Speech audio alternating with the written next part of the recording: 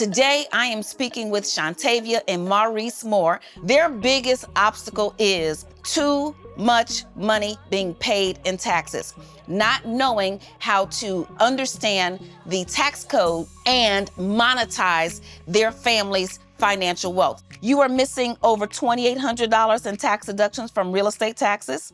You're missing over $300 in deductions from car insurance. You're missing over $1,100 in tax deductions from what you're paying for life insurance. You're missing over $600 in tax deductions from your electric bill. Imagine that, your electric bill. So here's the deal. These little numbers add up. And sometimes people say, well, it's just $100. Oh no, baby, let me tell you something. It's just, let me just put it like this. I want everybody who says it's just $2, give me your $2. Just give it to me. If y'all don't want it, give it to me, right? Because it's just is where all of your wealth is. You are missing over $7,500 in tax deductions from those monthly payments that you're making. You're missing over $13,000 in tax deductions from tuition. Well over $13,000 in tax deductions from tuition. And then you've got some additional expenses. So the good news is I have outlined this for you, just like I do for people all over America, all over the United States of America. I was going to say the globe, but these tax principles apply to the United States and Canada. Although Canada has a separate tax code, it's very, very much like the United States of America. So you've got this. Now, here's the thing that's going to happen. I do see that you all have been responsible, and I'm so proud of what you've been doing for your family financially. But here's what's going to happen.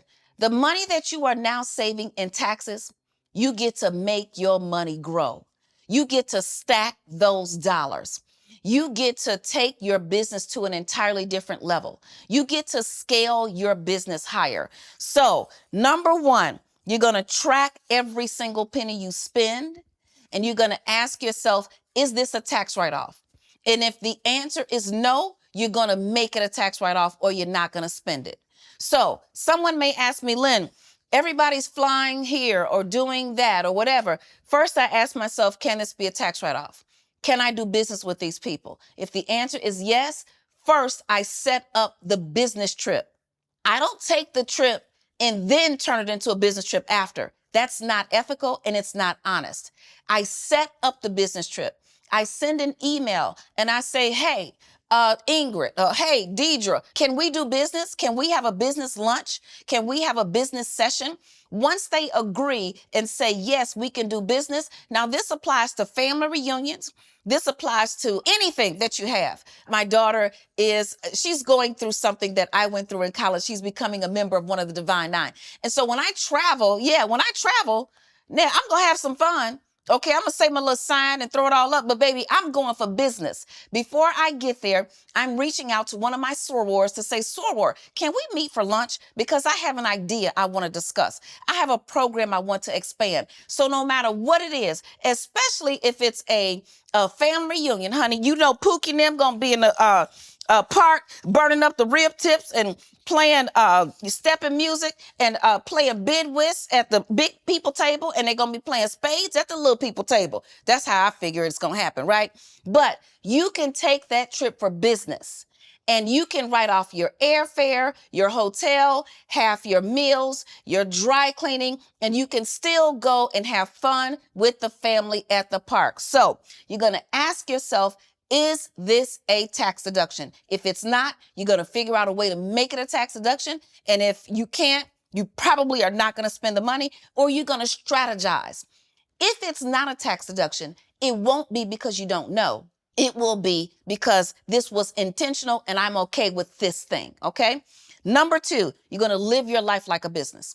When you live your life like a business, it means you are working in your home-based business at least 4 to 5 days per week, at least 45 minutes per session, okay? So what is working in your business? Working in your business is making phone calls, doing prospecting, handling your books, setting up appointments, actually going out on appointments, consulting. Whatever it is that you do in your home-based business, all of that is work activity, research, taking classes, and so on. So if you're living your life like a business, and this is with the intent of making a profit, Okay? It can't be a hobby. If it's a hobby, it will not classify. And if you're in New Wealth University, there's a document there from the IRS that helps you differentiate between a hobby and a business. So you're living your life like a business, but then you're doing number 3. Number 1 was tracking everything and asking yourself, is this a tax write-off? Number 2, living your life like a business. And number 3, learn the rules of the game and then play the game by the rules. Do not try to venture outside of the rules. Do not get creative and dishonest. Actually tell the truth. But when I tell you to learn the rules of the game and play the game by the rules, this is what I also mean. Be willing to confront your tax professional. Because when I teach this, most people say, well, my tax person never told me. Let me just say this to you. It's not your tax person's fault. It's not their job to live your life for you. It's like going to the dentist. The dentist can only work with the teeth that you bring them. They cannot brush the teeth that you didn't brush 6 months ago or clean them. They can only treat the teeth that you bring them. So the tax preparer can only treat the information that you bring. You would have had to document, keep receipts for everything. You must know for every single tax deduction, who, what, when, where, why, and how much. You must get that information. And then the last thing in being prepared to confront your tax professional, some tax professionals just will say, I'm not comfortable with this. You will show them IRS publication 15, page 13. You will show them the documentation, and they just aren't prepared, or they're not ready to be maybe that accountable, or maybe they don't have the knowledge. It's okay.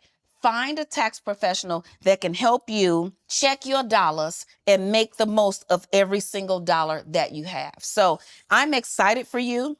I think that this is going to be a process. I just had a conversation with a wonderful couple in their 70s. And I walked them through the same thing I'm walking through with you now. I sent them their analysis. And this couple went from owing $20,000 in taxes to less than $3,000 in taxes. And they were able to follow the instructions, do their spreadsheets. So don't let the numbers scare you. Let the numbers be your friend. Don't let spreadsheets scare you. And I see you all did a very good job providing your information. So I'm just excited because you are literally going to change the game for yourself financially. You are literally going to be in a position where you can keep your money close and your deductions closer.